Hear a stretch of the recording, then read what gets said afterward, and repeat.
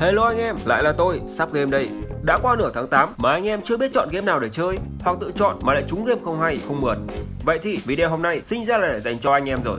10 tựa game khác nhau hoàn toàn đang thịnh hành ở trên top trending, có chân chứ gì mà chưa thử nhỉ? Ok, game là dễ, hãy để tôi giới thiệu game cho anh em, còn hay dở như thế nào thì tùy anh em cảm nhận nha. Còn bây giờ thì bắt đầu video thôi nào.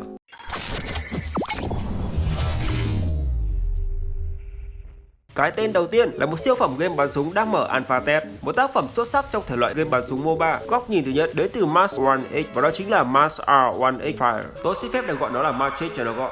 Đồ họa của Magic Fire mang âm hưởng của Cyberpunk cùng tạo hình nhân vật hiện đại với các trang thiết bị của tương lai. Gameplay của Magic Fire có phần giống với Valorant.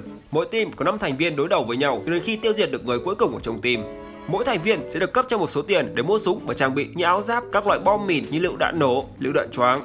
Có thể lập nhóm với bạn bè để trải nghiệm nhiều chế độ chơi PvP thú vị, bao gồm các trận chiến 5 vs 5 cổ điển, chế độ cây sủa PvP nhiều người chơi, trận đấu cạnh tranh và chiến đấu Battle Royale với 60 đến 100 người chơi. Nếu là một fan của thể loại game bắn súng FPS ở trên mobile thì Magic Fire là sự lựa chọn đúng đắn rồi.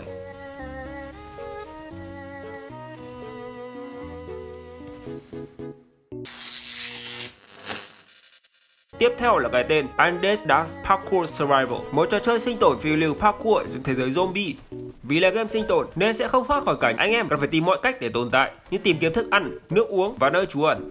Game có nhiều chế độ chơi khác nhau. Trong chế độ parkour, cần phải bảo vệ căn cứ của mình và chống lại thây ma thông qua các chiến lược và đọ não vô cùng căng thẳng. Trong chế độ sinh tồn, anh em khám phá thế giới hậu tận thế, tìm đồng minh, thành lập các liên minh hùng mạnh và thống trị vương quốc. Nói chung, gameplay không quá mới lạ, nhưng anh em nào yêu thích thể loại phiêu lưu và chướng ngại vật thì không thể bỏ qua tựa game này.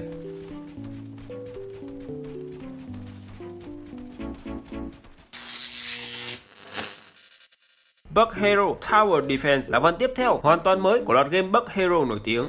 Bug Hero Tower Defense là tựa game thủ thành kết hợp nhập vai hành động góc nhìn thứ ba do Forsaken Media phát hành và hiện đang Early Access để game thủ trải nghiệm sớm. Đồ họa 3D của game cũng tạo hình sống động sắc nét. Những chuyển động của quân địch cũng như nhân vật của anh em khá mượt mà không hề giật lag, dù cho có nhiều hiệu ứng ở trong game đôi lúc có phần hơi quá đà. Anh em có thể chọn từ 10 anh hùng khác nhau, mỗi anh hùng có phong cách chơi, khả năng và vũ khí riêng. Nhìn chung, đây là tựa game có lối chơi độc đáo. Theo thông tin từ nhà phát hành, trong thời gian tới, các nội dung in-game sẽ được cập nhật liên tục và làm hài lòng cộng đồng game thủ. Bonus thêm cho anh em, Bug Hero Tower Defense cho iOS đã mở bản thử nghiệm thông qua TestFlight.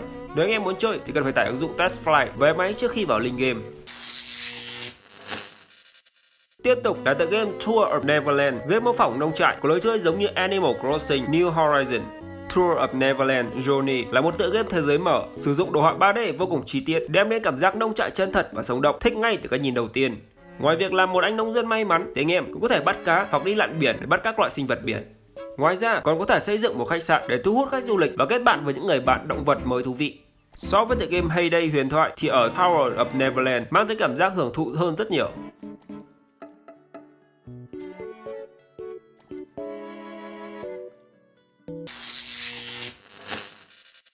Tiếp tục là một tựa game FPS năng động đưa anh em vào cuộc đấu tranh giành độc lập của người Indonesia từ Hà Lan và các lực lượng đồng minh từ những năm 1945 đến 1949.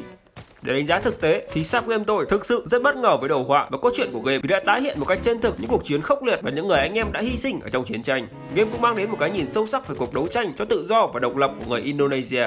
Uprising có nhiều chế độ chơi khác nhau bao gồm chiến dịch, chế độ nhiều người chơi và chế độ thử thách. Nếu có một hội anh em thì nên chơi thử tựa game này nha.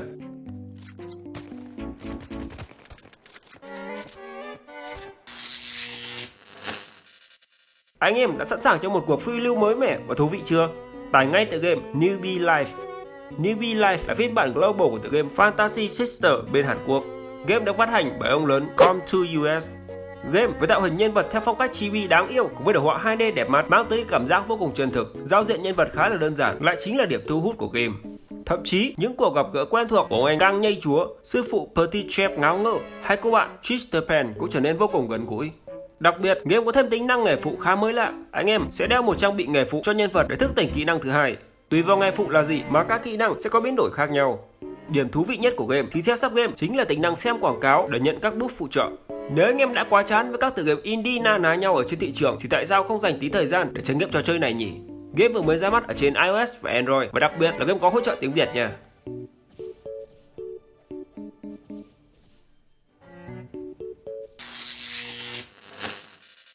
Còn anh em yêu thích thể loại game phiêu lưu giải đố thì có ngay Beyond the World.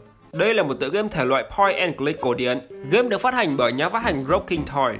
Với đồ họa 2D màu sắc bắt mắt, tạo cảm giác thần tiên lung linh huyền ảo.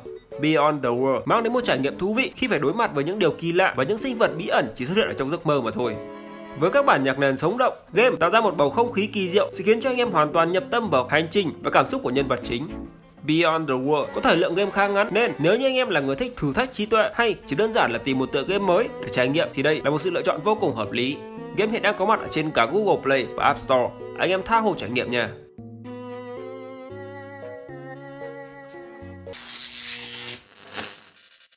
Nếu thể thao tốc độ là lĩnh vực mà anh em quan tâm thì hãy tải ngay Rust Rally Origin.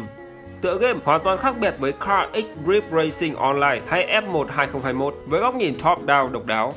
Rust Rally Origin là game đua xe đường dài hiếm hoi với góc nhìn từ trên xuống, giúp cho anh em có thể bao quát toàn bộ đường đua và sẵn sàng ứng phó với những thử thách mới. Game có tới 36 chặng đường đua vô cùng độc đáo trải dài khắp thế giới. Mỗi chặng đua đều có thời gian diễn ra ở trong ngày và đều có thể thay đổi điều kiện thời tiết.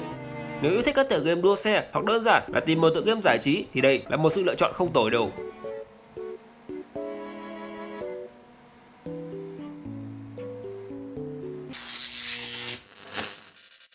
Tiếp tục là cái tên Canyon Watch, một người anh em Battle Royale có bối cảnh ở một thế giới rộng lớn và kỳ diệu. Anh em sẽ phải xông hết kỹ năng cầm súng của mình trong trận chiến chỉ với 30 người. Điểm thú vị và đặc sắc của game phải nói đến chính là tính năng tùy chỉnh vũ khí và kỹ năng cá nhân, khiến anh em game thủ không bị gò bó khi trải nghiệm game. Anh em hoàn toàn có thể tùy chỉnh sao cho hợp với lối chơi cá nhân của bản thân một cách thoải mái. Bên cạnh đó còn có một tính năng cũng khá là thú vị không kém, và đó là cơ chế hóa hình. Cơ chế này cho phép anh em hóa trao thành các sinh vật mạnh mẽ có chỉ số sát thương và sinh lực vượt trội. Nhìn chung, Canyon Watch là một tựa game thể loại Battle Royale quen thuộc. Tuy nhiên, game đang thêm những tính năng thú vị vào trò chơi, tạo nên một tựa game rất riêng và đặc sắc. Nếu là một người chơi đam mê thể loại Battle Royale thì không nên bỏ qua tựa game này. À, tí thì quên, game hiện chỉ phát hành tại Mỹ, nếu anh em muốn tải game thì phải fake IP chuyển vùng qua Mỹ nha.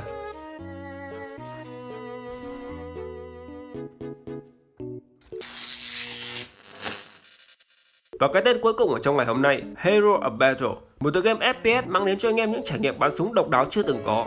Trong game, anh em sẽ nhập vai vào vai trò của một người lính chuyên nghiệp ở trong bối cảnh chiến tranh thực tế, thể hiện sự thành thạo của mình trong nghệ thuật bắn súng quân sự. Bạn sẽ cảm nhận được vai trò của một xạ thủ. Nếu là một fan của thể loại FPS thì đây chắc chắn là một sự lựa chọn chính xác rồi. Ok, và vừa rồi là 10 tựa game siêu hot đang được tìm kiếm và quan tâm nhiều nhất.